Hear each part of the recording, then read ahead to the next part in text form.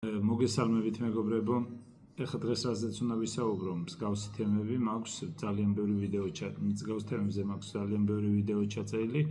ეს თემა ეხება იმას, რომ ძალიან ხშირად ადამიანები უსმენენ სხვა ადამიანებს, არჩევენ ინდივიდუალურ აქციებს და არ აქვს კომპეტენცია ამ სფეროში, არ იციან ეს კომპანია, ვერ შეუძლიათ შეფასება გაანალიზება, როგორც რაოდენობრივი, ისე ხარისხობრივი. ამიტომ მე ყოველთვის მოგიწოდებით, რომ ჯობია იყიდოთ ინდექსი და იქნებით მშვიდად, რადგან ინდექსის ბუნებრივი მდგომარეობა და ისტორიულად ბოლო 100 წლის განმავლობაში და ადრე თუ გვიან აიწევს, თუნდაც კორექციაში მოხდეს, იმიტომ ამას არ ჭირდება დიდი კომპეტენცია, თქვენგან არ ჭირდება არანაირი ჩართულობა, უნდა იყიდოთ და დაანებოთ თავი. გასაგებია, რომ 10%, 12% წლიური ისტორიulis და არ არის ბევრისთვის მისაღები, მაგრამ თუ თქვენ სხვას მოусმენთ და მაგალითად რომელიღაცა აქციას შეიძენთ, ხო?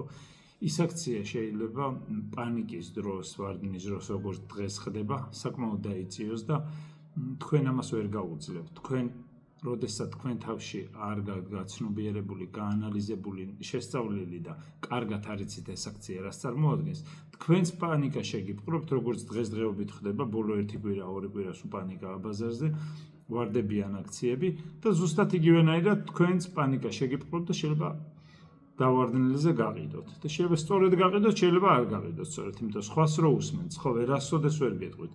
ვერავინ ვერ გეტყვით, რა უნდა იყიდოთ. ბუნებაში არ არსებობს ისეთი ადამიანი, ზუსტად რო გითხრათ, რა დროში რამდენს მოიმატებს, ან რამე თუ დაემართება ამ კომპანიას, განსაკუთრებით ტექნოლოგიური კომპანიები მაქვს ხოდერობაში.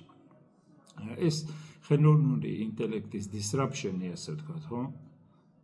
ძალიან აშინებს სოფტების კომპანიას, გადაედო ინფრასტრუქტურული შექმნის კომპანიებს, შეიძლება არ ჭირდებოდეთ ამ ხელე ინფრასტრუქტურა და უკვე საკმაოდ ბევრი დახილეს. მოკლედ ძალიან ბევრი ვერსიებია და ბაზარზე გამოიწვია ამ პანიკა და ვარდება უფრო სოფტვერ კომპანიები ვარდება ხელოვნური ინტელექტს, ვინც იყენებს აშენებს შიგნით, ისინი არ ისე ძალიან არ. უფრო არის ეს სოფტების იმიტომ ფიქრობენ, რომ ეს ხელოვნურმა ინტელექტმა სოფტი უნდა ჩაანაცვლოს. ამიტომ ეს პანიკა შეიქმნა ბევრ საჭიროა. იმიტომ რომ სოფტების შედეგებმაც აჩვენა, რომ ისეთი კარგი ვერ არის, როგორც ადრე იყო.